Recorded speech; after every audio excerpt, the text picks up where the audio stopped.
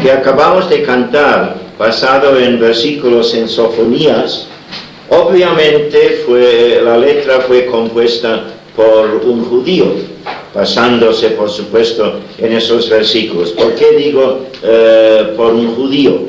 Por el uso de Hashem que tenemos aquí. Hashem es lo que el judío dice cuando encuentra el nombre de Dios Yahvé, o lo que nosotros decimos Jehová. Cuando él lo encuentra, en vez de decir Yahvé, porque todavía el nombre de Dios es sagrado, dice Hashem. Y Ha es el artículo el, y Shem es nombre. Hashem es el nombre. Así que en vez de decir Yahvé, dice Hashem. A nosotros no nos hace falta porque nosotros seguimos la costumbre del Nuevo Testamento y le llamamos Señor, por supuesto. Aunque a mí me gusta seguir la costumbre francesa. No hay muchas costumbres francesas que me llaman la atención, pero sí. Porque ellos en su Biblia, en francés, cuando encuentran lo que nosotros llamamos Jehová, ponen el Eterno. Y a mí me gusta decir esto. Por ejemplo, Jehová es mi pastor. Bueno, Jehová tiene poco significado para nosotros. El Señor es mi pastor, sí, pero en castellano llamamos Señor a cualquiera. Entonces, la palabra Señor no tiene esa majestuosidad de vida. Pero cuando decimos el Eterno es mi pastor, entonces ¿para qué temer? Pues el Eterno es mi pastor. Y por eso yo prefiero seguir esto. Y no hace falta cantar Hashem tampoco, siguiendo la costumbre de los judíos. Bueno, esto es el primer sermón esta mañana.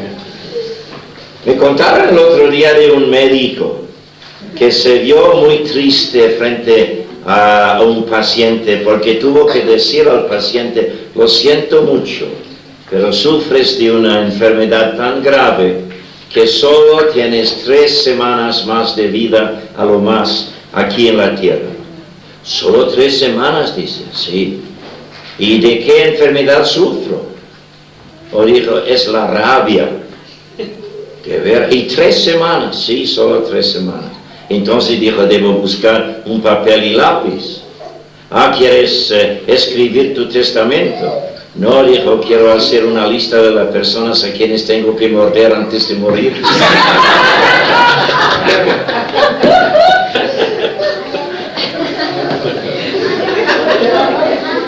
Así es la naturaleza humana.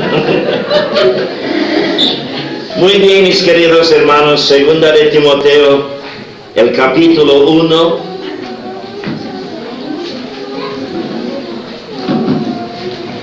Y esta mañana nos toca meditar especialmente en los versículos 3 al 8.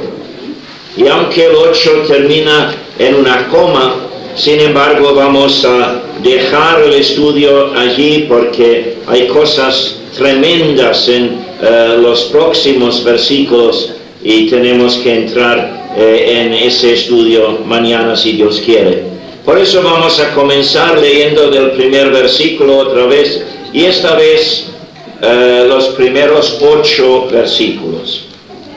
Así dice la palabra de Dios.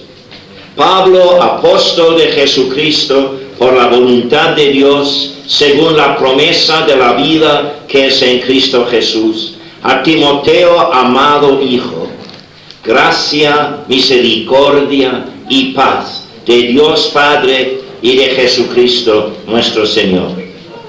Doy gracias a Dios, al cual sirvo desde mis mayores con limpia conciencia, de que sin cesar me acuerdo de ti en mis oraciones noche y día, deseando verte, al acordarme de tus lágrimas para llenarme de gozo, trayendo a la memoria la fe no fingida no hipócrita, literalmente en el griego, la fe no hipócrita que hay en ti, la cual habitó primero en tu abuela Loida y en tu madre Eunice, y estoy seguro que en ti también.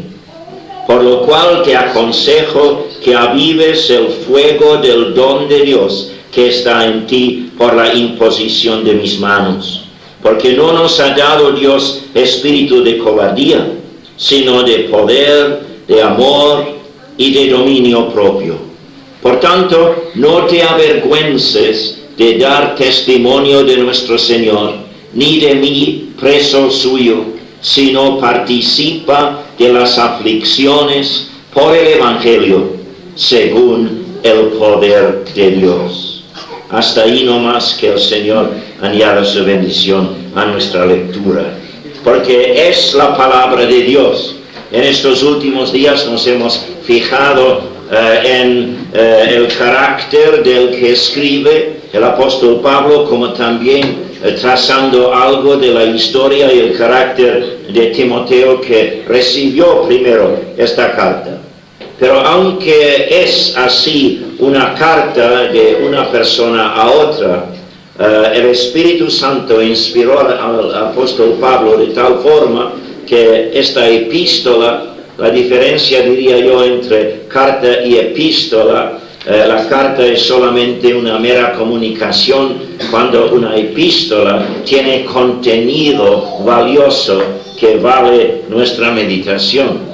Y en el caso de las epístolas bíblicas, vienen inspiradas por el Espíritu Santo de Dios. Y por eso meditamos en esto, no solo por curiosidad para saber los pensamientos del apóstol Pablo en los últimos días de su vida terrenal, sino que meditamos en esta epístola como parte de la palabra de Dios, del corazón de Dios al corazón de cada uno de los suyos. Y por esto entramos hoy en un estudio del cuerpo de la epístola, después de los saludos que nos han ocupado 2 días, pero ya hemos visto que aún los saludos nos han sugerido una tesorería de joyas espirituales. Ahora tenemos que entrar en el cuerpo de la epístola.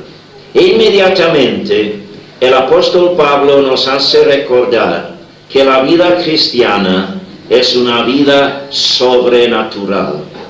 No es que aceptes a Cristo como tu Salvador personal y con esto, por la fe, que tengas por delante una salvación eterna, una vida eterna, pero que de allí en adelante, hasta que el Señor te llame a su presencia, que tengas que llevar una vida normal, a un nivel natural, luchando en tus propias fuerzas contra los problemas que se presenten, etc. No es así. Que desde el momento en que tú aceptas a Cristo como Salvador personal, el Espíritu Santo de Dios viene a comenzar su obra transformadora en ti. En primer lugar, da vida a tu espíritu, porque el ser humano se compone de 3 partes, de espíritu, alma y cuerpo.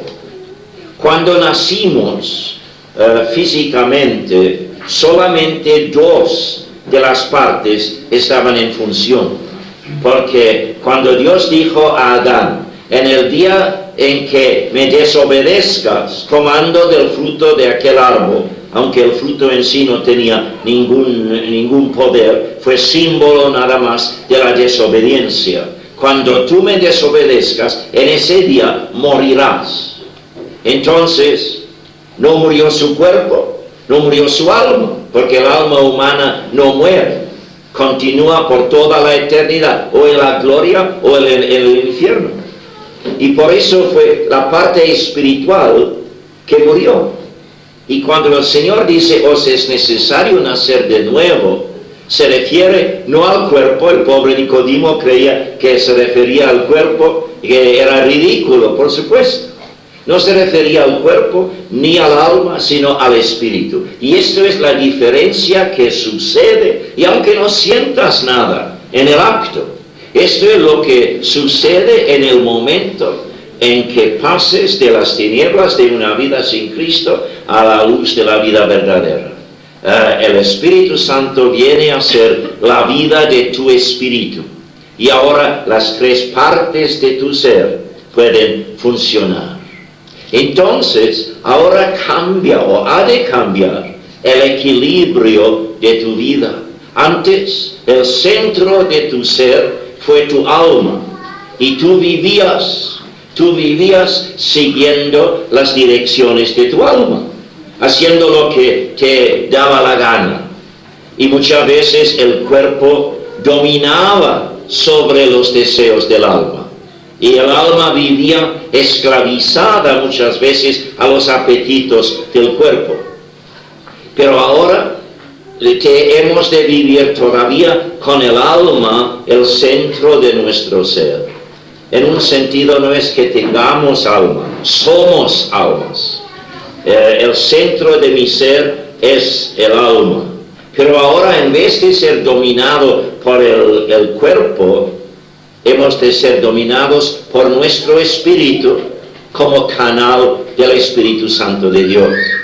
Entonces, la vida cristiana es una vida sobrenatural, llevada no ahora por nosotros esforzándonos lo más posible, sino nosotros entregándonos al señorío de Cristo para que el Espíritu Santo sea el poder de nuestra vida diaria.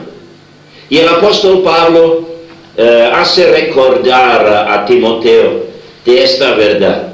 Seguro porque él sabe muy bien, como ya vimos ayer, que Timoteo a nivel natural se sentía muchas veces temeroso, aún hasta sentirse cobarde frente a las demandas de la vida.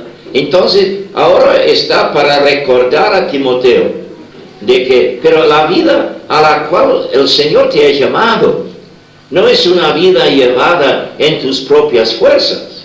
Por eso, el hecho de que no tengas, de que no tienes fuerzas suficientes, no tiene nada que ver. Porque tienes que depender del poder de Dios y no de tus propias fuerzas.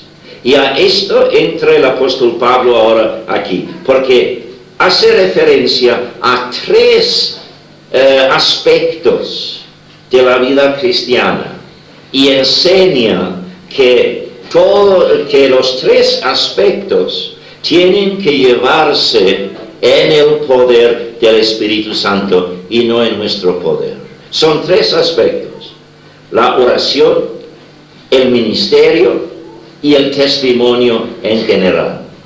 Y en realidad el párrafo del capítulo 3 al 8 tiene que ver con esos tres aspectos: la oración, el ministerio y el testimonio.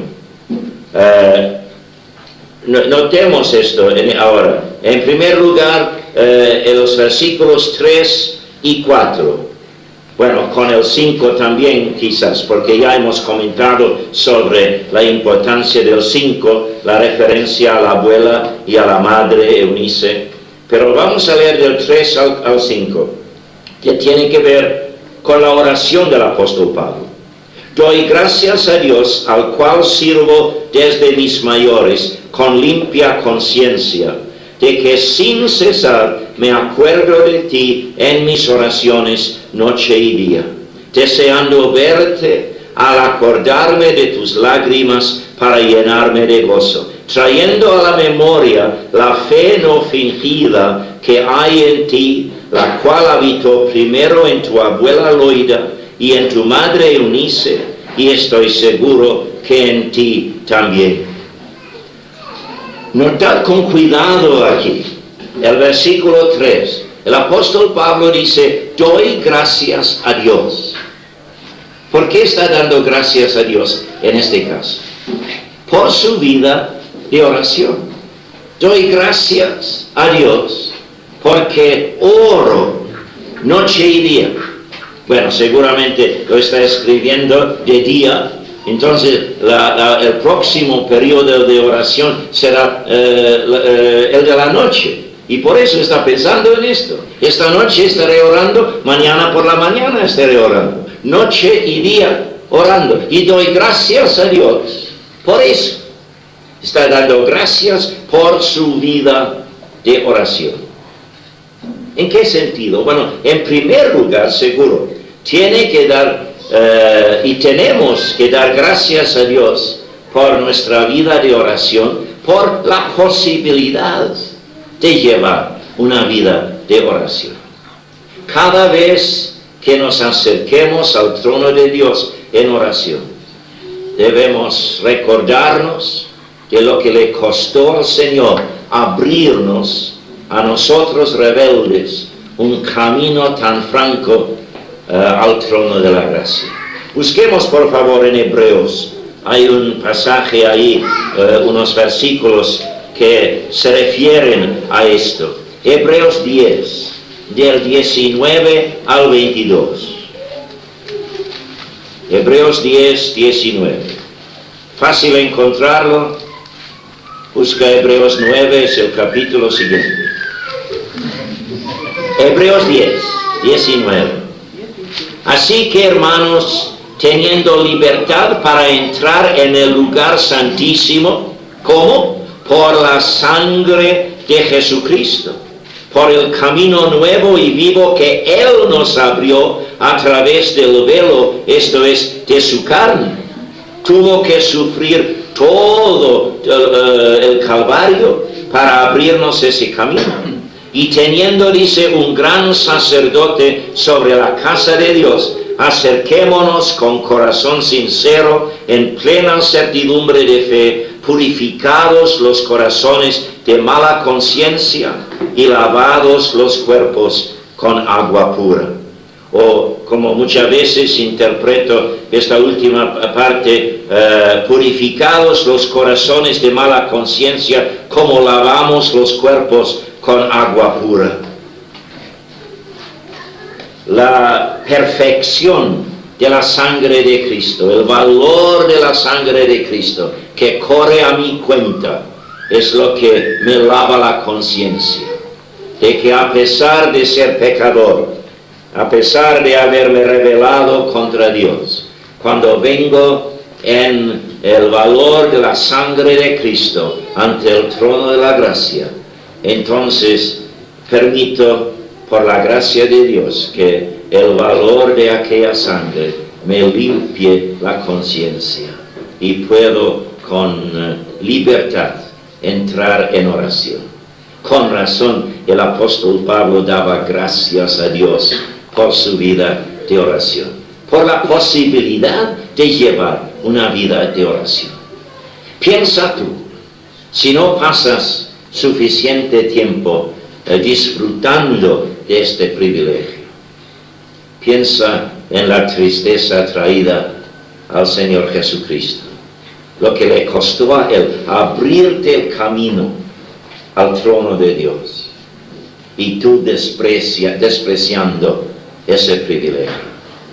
No, dice el apóstol Pablo, yo constantemente sigo el camino al trono de Dios, ese camino abierto por el Señor Jesucristo, porque su carne fue rota por mí, como se rompió el velo para que yo entrara en el lugar santísimo de mi vida de oración.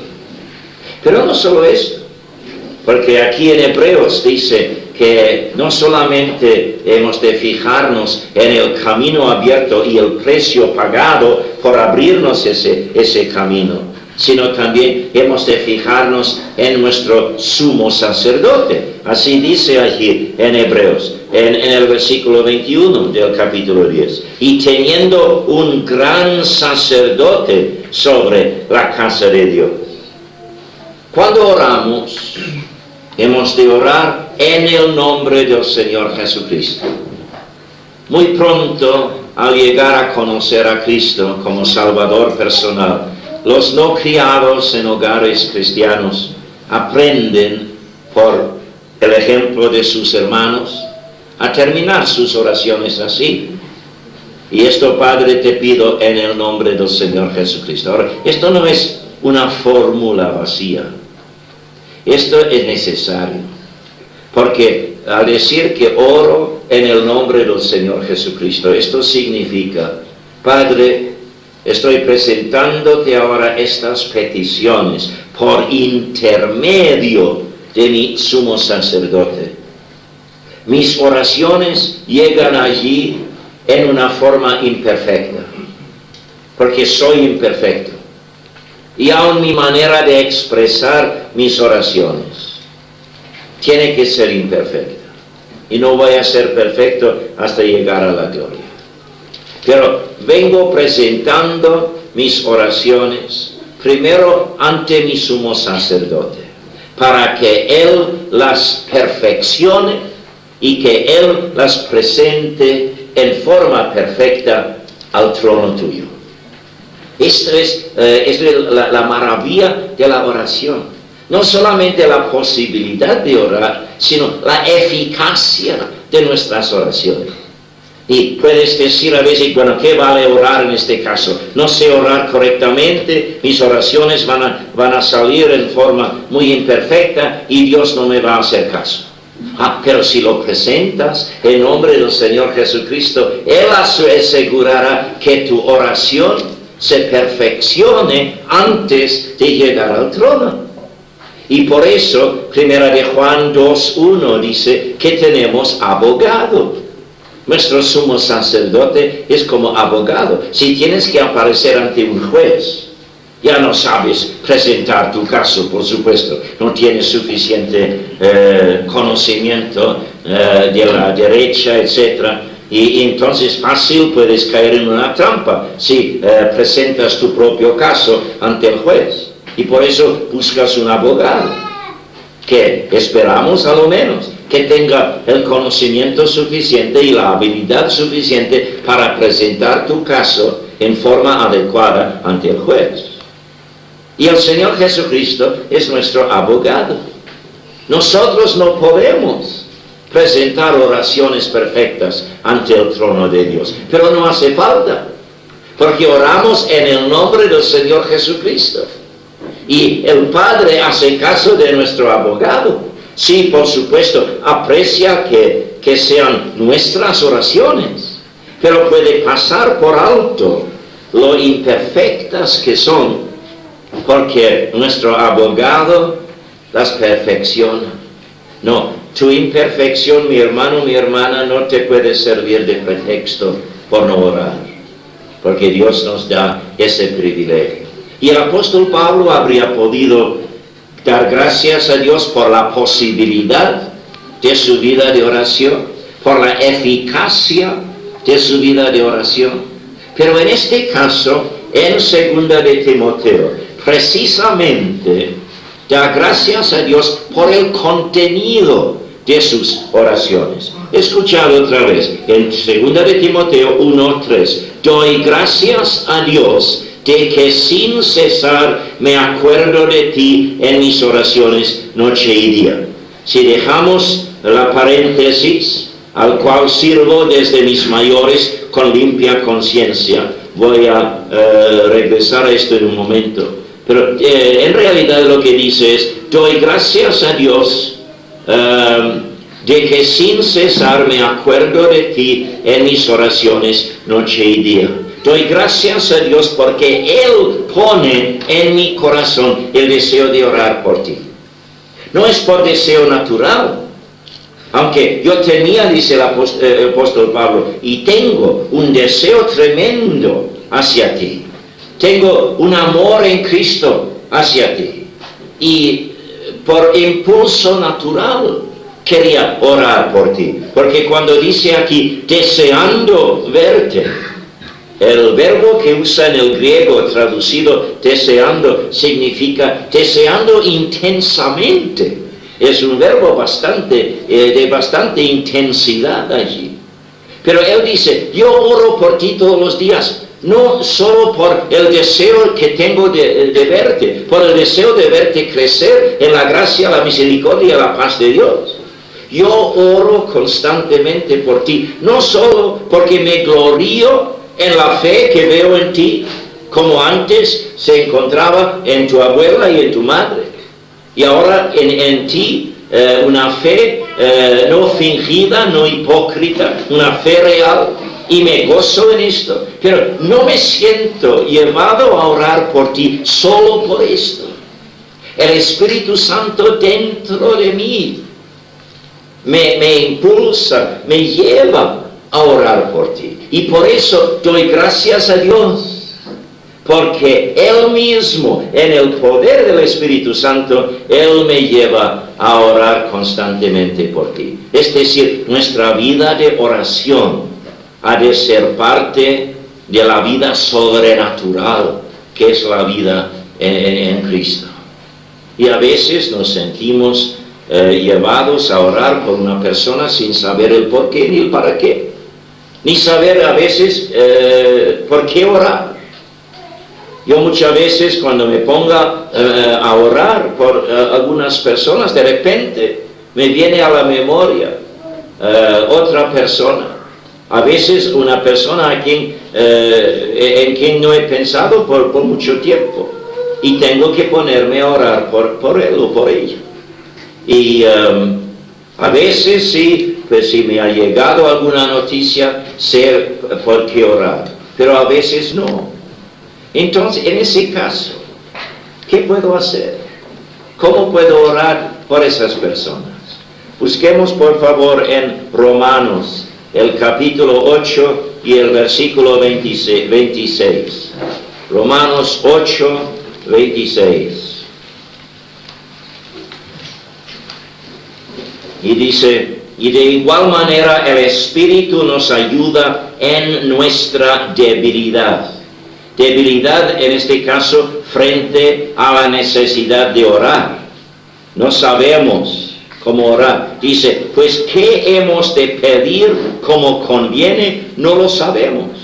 Pero el Espíritu mismo intercede por nosotros con gemidos indecibles. ¿Sabes lo que es orar por otra persona?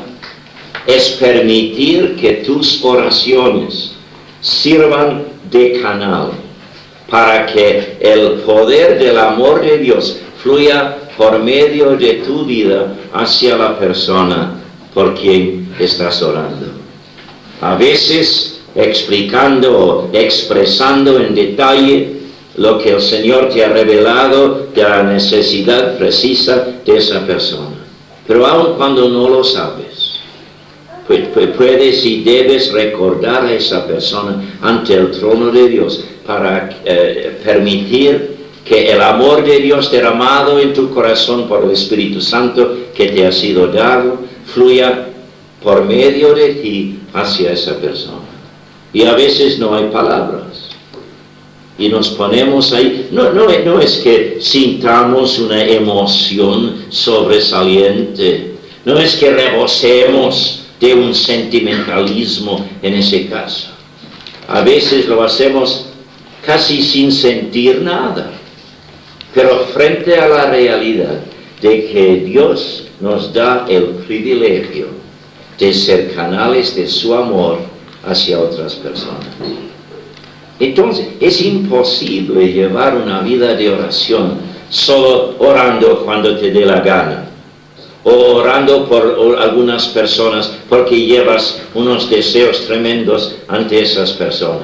Por supuesto, Dios hace uso de todo esto, como en el caso del apóstol Pablo, pero el apóstol Pablo dice aquí, yo doy gracias a Dios porque oro por ti todos los días de mi vida, porque esas oraciones no surgen meramente de mis deseos naturales, sino que es algo llevado por el Espíritu Santo de Dios.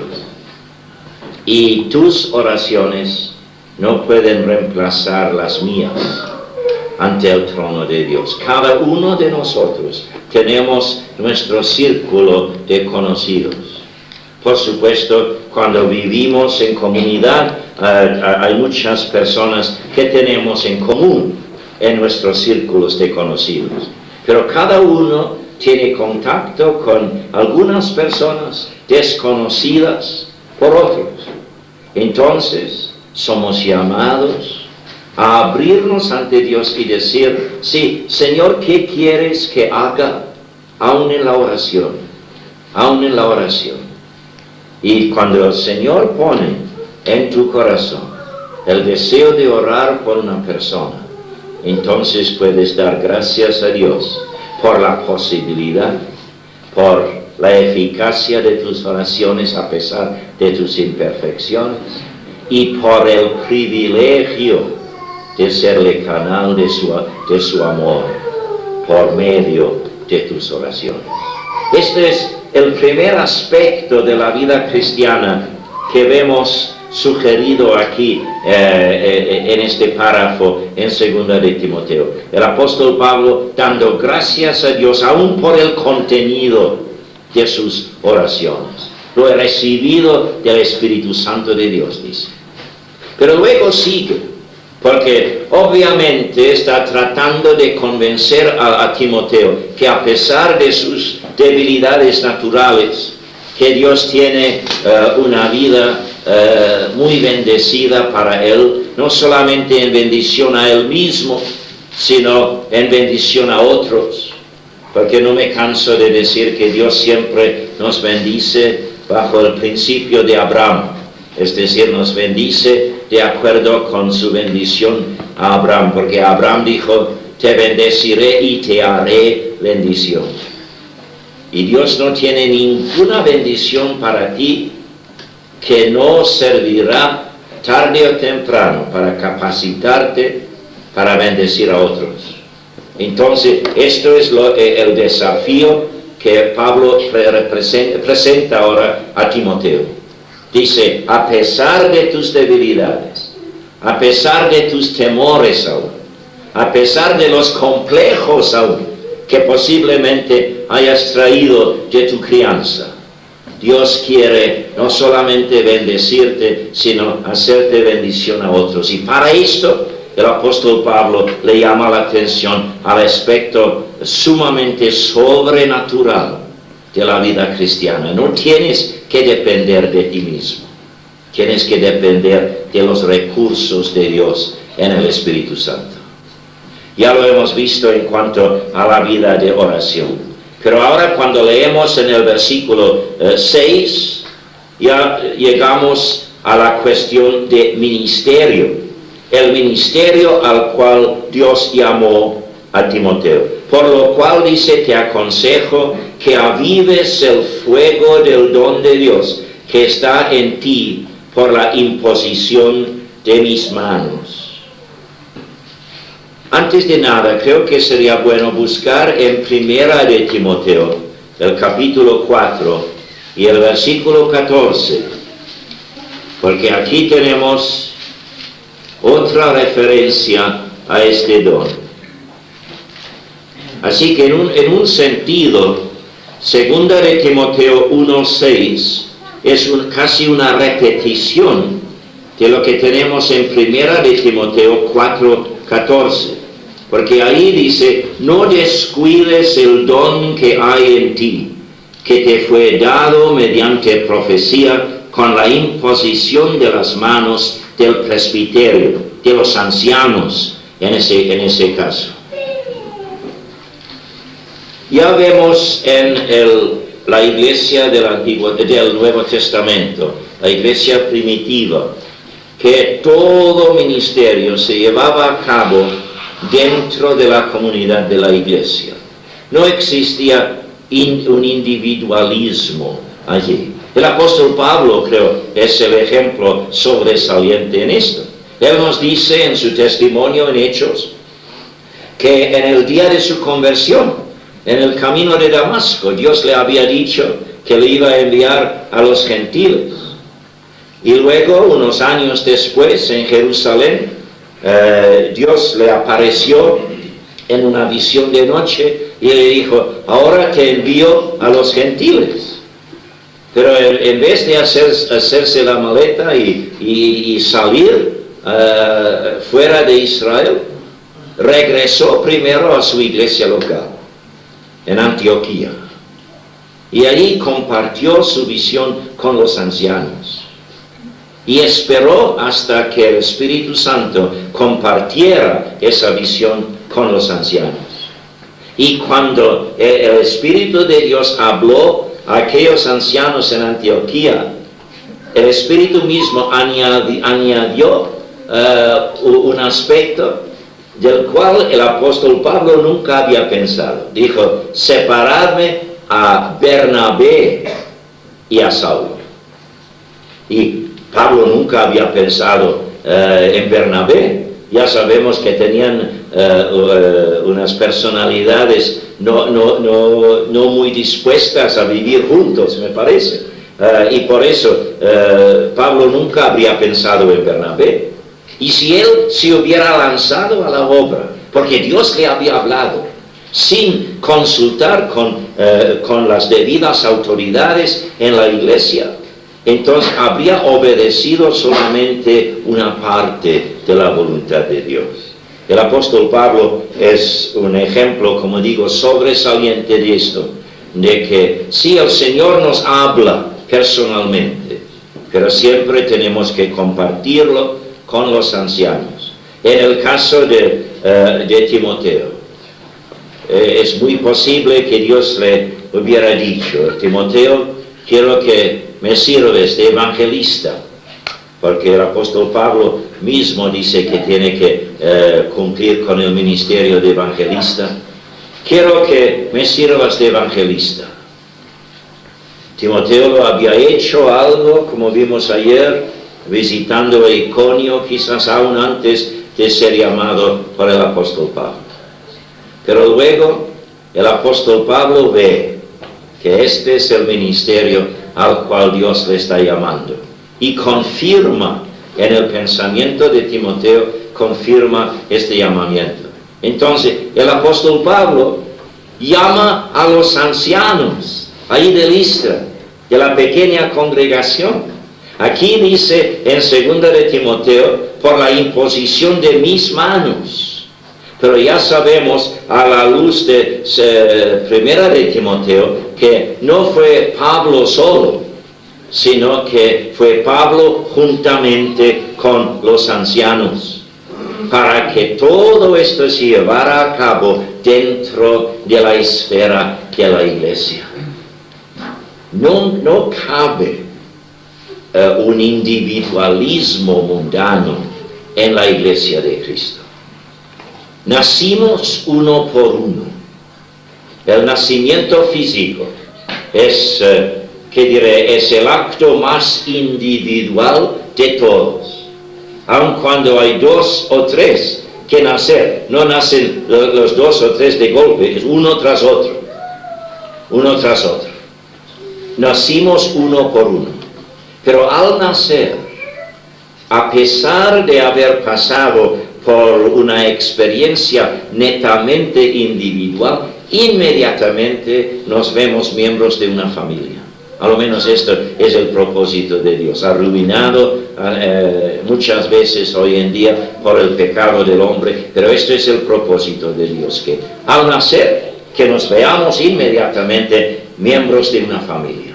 Al nacer espiritualmente, hemos de vernos inmediatamente miembros de la familia de la fe.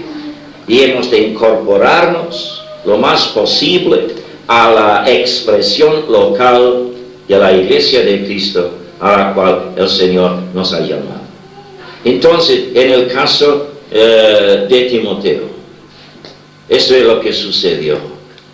Y aparentemente, cuando los ancianos reconocieron por la imposición de sus manos, reconocieron este llamamiento de Timoteo, en ese momento, a lo menos en ese momento, Timoteo experimentó por primera vez la añadidura de un don espiritual a su manera de servir al Señor.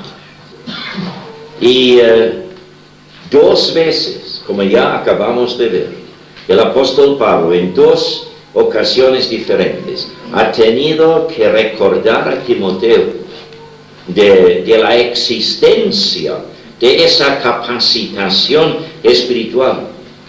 Seguro que Timoteo haya tenido la tendencia constante de desanimarse frente a los problemas del ministerio. El cuidado de las iglesias, como le llama el apóstol Pablo, siempre llena al siervo de Dios de un sinnúmero de problemas que resolver. Y cuando nos vemos así, frente a tantos problemas, nuestra tendencia muchas veces es desanimarnos y decir, ¿quién soy yo para encontrar solución a tantos problemas? Entonces hace falta que alguien nos acerque y nos diga, pero el Señor te ha llamado a ese ministerio no para que tú resuelvas los problemas en tus propias fuerzas. El Señor te ha dado el don necesario para entrar sobrenaturalmente en esa situación. El problema es esto, que cuando el Señor quiere darte un don para cumplir algún ministerio, ya te ha dado antes ciertos talentos naturales para poder cumplir con el ministerio. Ya hice mención de esto ayer, creo. Y no vale que te llame a predicar si no tienes voz. Entonces, la voz es un talento natural. No hace falta un don espiritual para que tengas voz. Pero para usar la voz, para la gloria de Dios, tienes que depender, no en tu voz o en tu poder intelectual de ordenar tus pensamientos. Tienes que depender de Dios. Y el apóstol Pablo dice aquí, mire, si vas a cumplir con tu ministerio, tienes que depender del poder sobrenatural del Espíritu Santo de Dios. Y el apóstol Pablo que lo dice, él no era un cobarde como Timoteo por naturaleza. Tenía una personalidad muy fuerte. Ya vemos esto aún antes de su conversión, cómo se lanzaba para perseguir a la iglesia. Obviamente una personalidad tremendamente fuerte. Y una persona llena de talentos, intelectualmente un gigante, con un conocimiento tremendo de la palabra de Dios. Uno de los alumnos sobresalientes de Gamaliel, seguro. Pero el apóstol Pablo, con todo lo que tenía en lo natural, tuvo que entregarlo al Señor y decir, Señor, todo lo que tengo en lo natural, a la medida en que me impida a mí a entregarme en dependencia total de ti, lo tomo como pérdida, dice. Lo tomo como pérdida. Es decir, peor que una nada. Peor que una nada es bajo cero, una pérdida. He perdido mucho por depender demasiado de mí mismo. Y ya sabemos que Dios tuvo que quebrantar al apóstol Pablo. Y entonces dice a Timoteo, si yo tengo que depender del poder de Dios, con todo lo que tengo en lo natural, entonces ahí está tu ejemplo, dice. Ahí está el modelo. Entonces aviva el don que tienes. Deja de desanimarte por haber dependido demasiado en tus propios recursos. Y ahora permite que el Espíritu Santo te vuelva a capacitar para el ministerio al cual te llama. El Señor te llama. Y dirías, bueno, está bien esto para los llamados a servir al Señor con ministerios especiales, pero no es así. Cada creyente tiene un ministerio que cumplir, no siempre en público. Pero la iglesia de Cristo es su cuerpo. Es decir, la iglesia no es un teatro donde se reúne un grupo de personas como espectadores para ver a otros cumplir con su ministerio. La iglesia de Cristo es el cuerpo de Cristo. Cada miembro tiene su ministerio que cumplir. Hace unos años entró una moda en el mundo evangélico. Descubre tu don. Esto fue, y en Estados Unidos especialmente, muchas iglesias se dedicaban a esto, a ayudar a los hermanos a descubrir su don. Y me pidieron a mí en un caso dar una serie sobre ese tema. Y en los primeros momentos de la primera conferencia tuve que cambiar el título. No, hermano, no descubre tu don, descubre tu ministerio. Porque si sabes el ministerio al cual el Señor te llama, ya no tienes que buscar tu don. El Señor mismo te va a dar todo don espiritual necesario para cumplir con tu ministerio. Y esto para cada uno de nosotros. Tú puedes llegar a personas con el Evangelio. Yo no puedo llegar donde ellos. Y si llegara donde ellos, no me aceptarían quizás, por algún choque de personalidad o algo así. Tú tienes entrada donde otros no lo tienen. Tú tienes ministerio que cumplir que otros no pueden cumplir. Por eso este principio de vivir dependiendo del poder de Dios, esto por supuesto es un principio que rige en la vida de cada hijo de Dios, de cada hija de Dios. Pero tenemos que estar entregados al propósito de Dios. El apóstol Pablo aquí en el versículo 3, al hacer referencia a Dios, dice, al cual sirvo desde mis mayores con limpia conciencia. Se refiere a sus antepasados. Él venía de todo un linaje familiar, de gente que seguía fielmente a Dios. Él aquí no está culpando a su padre, a su abuelo, etc., por no haber escuchado de Cristo. Ellos, según la luz que tenían, servían fielmente a Dios. Pero es como si el apóstol Pablo aquí está diciendo, pero para seguir sirviéndole con limpia conciencia, tengo que servirle a la luz de todo su propósito actual. Esta es la tragedia de los judíos, que hay muchos que se dedican hasta a sufrir persecuciones, muchas veces durante los siglos. Se han dedicado el 100% a servir a Dios, al Dios verdadero. Pero de acuerdo con propósitos anticuados de Dios, propósitos que Dios tenía en tiempo del Antiguo Testamento. Y por eso tenemos que estar alerta a saber lo que Dios quiere ahora mismo de nosotros. Para entregarnos a Él, depender de Él, no que nos lleve por los caminos que a nosotros nos den la gana, sino para llevarnos por su camino, por su propósito actual. La vida de oración, sobrenatural. La vida de ministerio, sobrenatural. La vida de testimonio general en este mundo. El tercero y el último aspecto que nos llama la atención esta mañana. Porque ahí del 7 al 8, así dice el apóstol Pablo. Porque no nos ha dado Dios espíritu de cobardía, sino de poder, de amor y de dominio propio. Por tanto, no te avergüences de dar testimonio de nuestro Señor, ni de mí preso suyo, sino participa de las aflicciones por el Evangelio según el poder de Dios. Es decir, somos llamados aquí en la tierra al privilegio de llevar una vida de oración.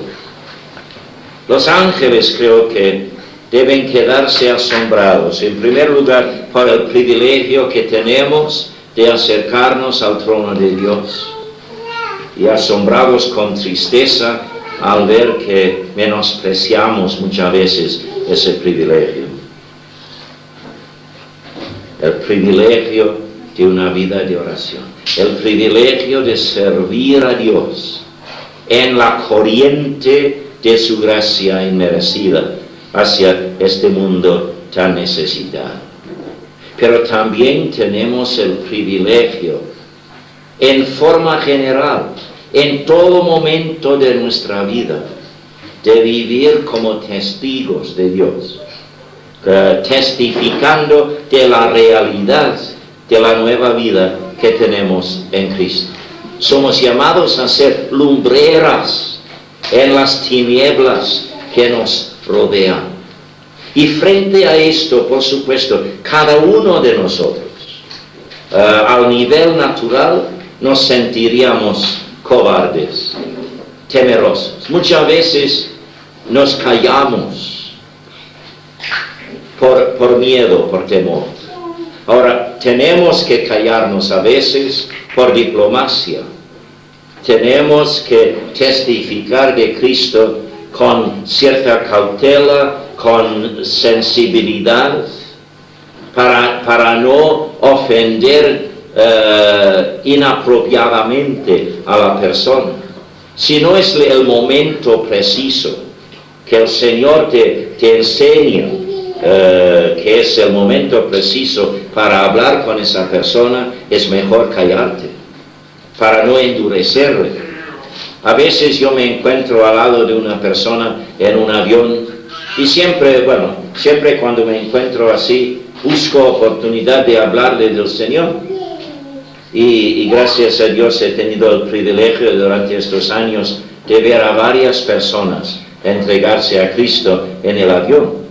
Ahora, por supuesto, están en una desventaja tremenda. No me pueden dejar. Ya tienen que quedarse ahí a mi lado, no importa lo que les diga. Pero no debo aprovecharme demasiado de esto. Porque puedo ofenderles tanto para que se endurezcan para la próxima oportunidad. Porque tarde o temprano van a encontrarse con otro hermano en la fe. Y entonces yo quiero dejarles abiertos al testimonio del otro, no cerrados por haber sido ofendido por mi manera de hablar. A veces tenemos que callarnos. Y una parte innata de nuestro testimonio general es esto, coger la sensibilidad suficiente ante Dios para saber cuándo hablar y cuándo callarnos. Y esto depende no de nosotros. No callarnos porque no queremos hablar. Callarnos porque el Señor dice, no es el momento preciso para esto. Pero muchas veces nos podemos callar por pura cobardía.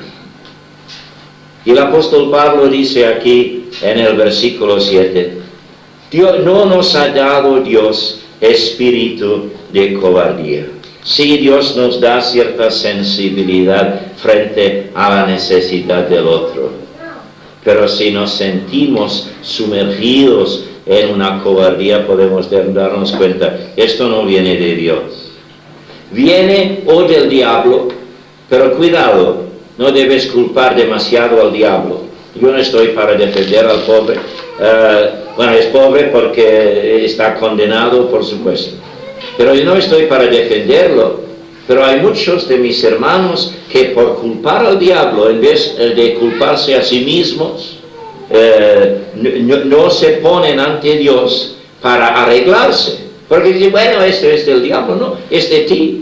La lista que tenemos en Gálatas 5 no es una lista de las obras del diablo, son las obras de la carne.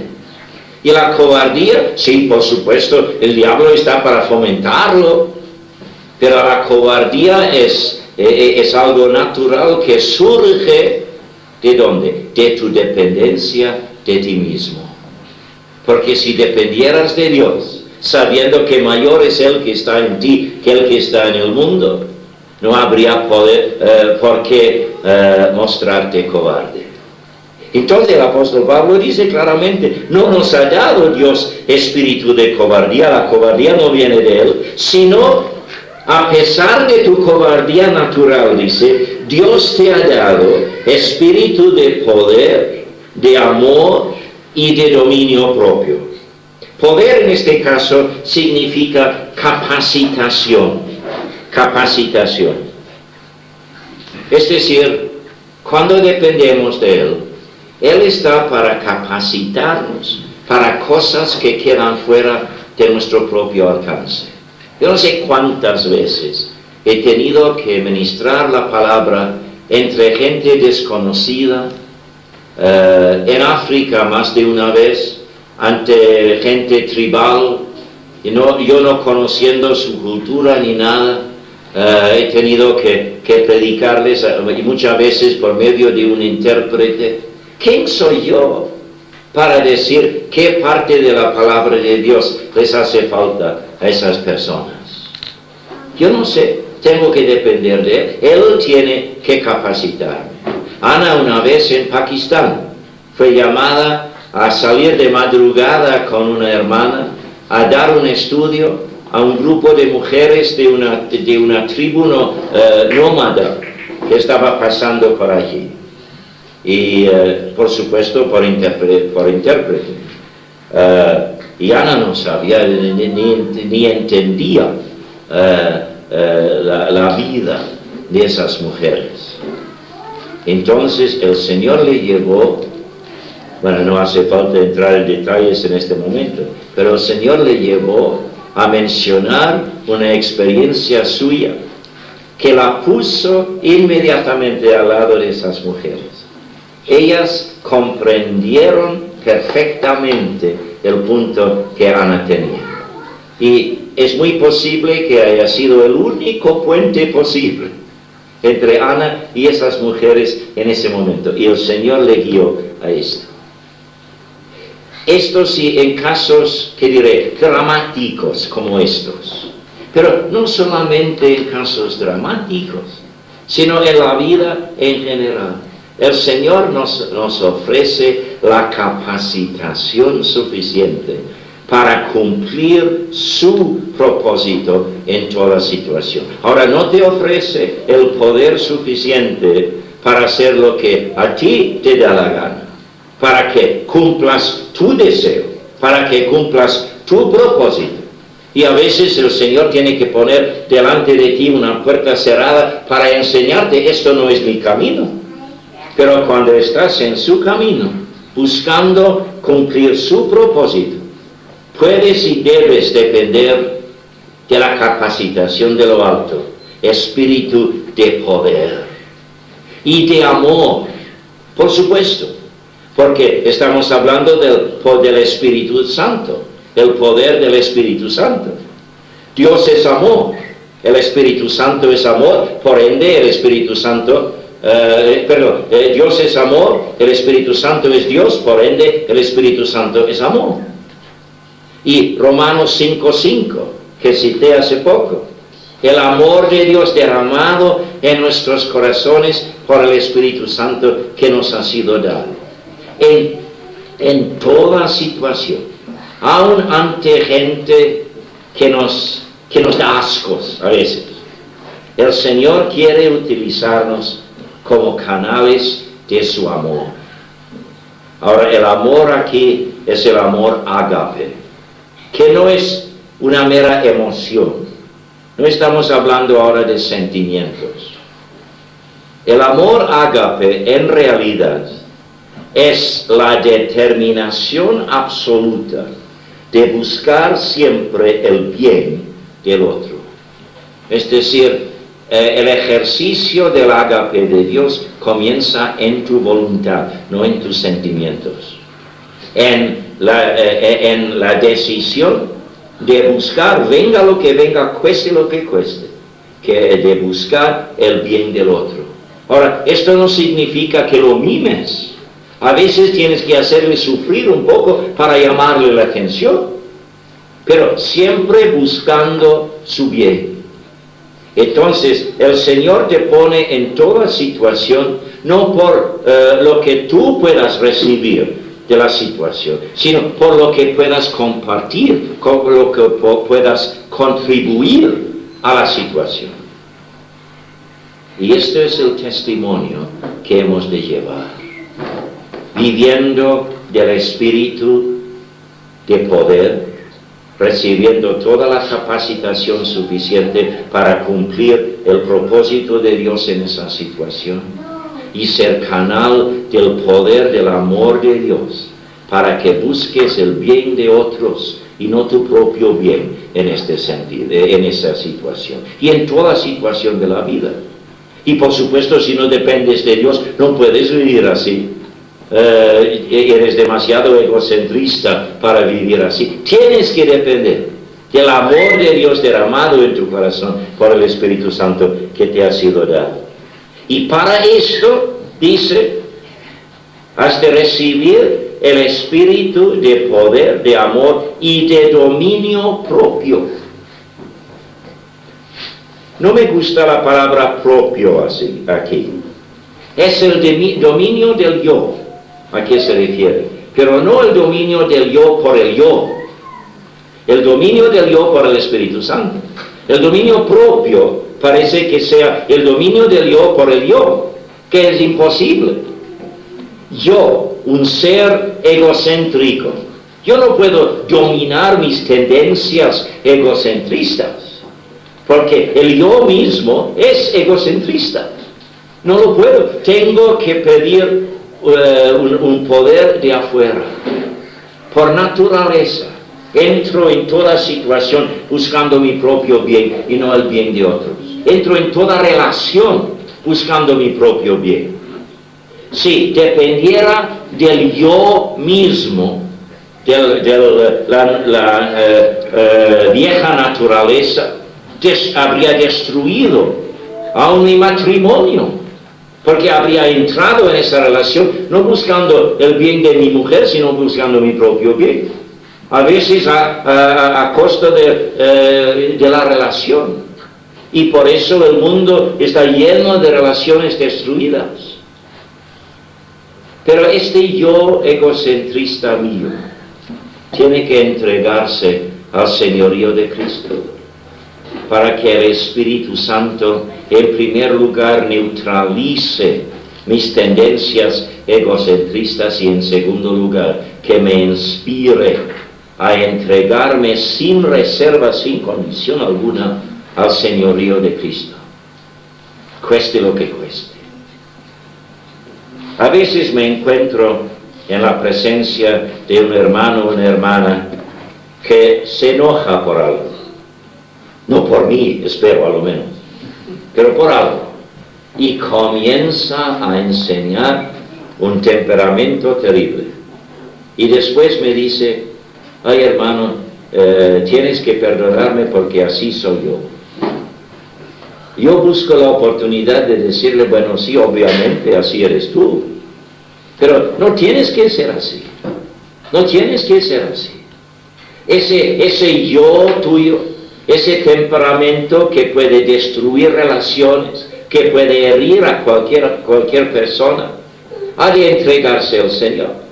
Muchas veces el primer síntoma de una vida verdaderamente entregada al Señor es ver el yo cambiado. Ver el yo cambiado. Algunos me dicen a mí, bueno, hermano, tú puedes hablar de tales cosas porque eres paciente por naturaleza. Y si Ana está a mi lado, comienza a reírse, porque ella sabe lo que sería yo por naturaleza. Si tengo cierta paciencia frente a las demandas de la vida, es solo por Dios, y la gloria es para Él. Y el Señor quiere comenzar su obra en tu temperamento, porque quiere que tú enriquezcas toda relación a la cual entras, no buscando algo siempre para ti mismo, sino buscando el bien de otros. Ahora dice el apóstol Pablo, y con esto terminamos, a la luz de esto, a la luz de que nuestra vida de oración, nuestro ministerio y nuestro testimonio puede y debe disfrutar de todos los recursos de Dios que Cristo nos compró al morir por nosotros en la cruz del Calvario. Por tanto, dice el apóstol Pablo en el versículo 8, por tanto, no te avergüences de dar testimonio de nuestro Señor, ni de mí, preso suyo, sino participa de las aflicciones por el Evangelio según el poder de Dios. Si tengo que sufrir en este mundo, quiero sufrir no por mi desobediencia a Dios, bajo la mano disciplinadora de mi Dios. Si tengo que sufrir, prefiero sufrir como parte de mi testimonio al Cristo que me ha salvado. El Señor nos ha llamado, hermanos, a una vida sobrenatural. No es cuestión de vivir de sensacionalismos, porque realmente esa obra profunda del Espíritu Santo en el yo tuyo no demuestra nada sensacional en el exterior, pero tú sabes muy bien que es una obra que solamente Dios puede lograr. No estoy hablando de vivir ahora de burbujas sentimentales, sino de vivir el realismo de la vida sobrenatural, que es la vida a la cual el Señor nos llama. Oremos, hermanos, oremos.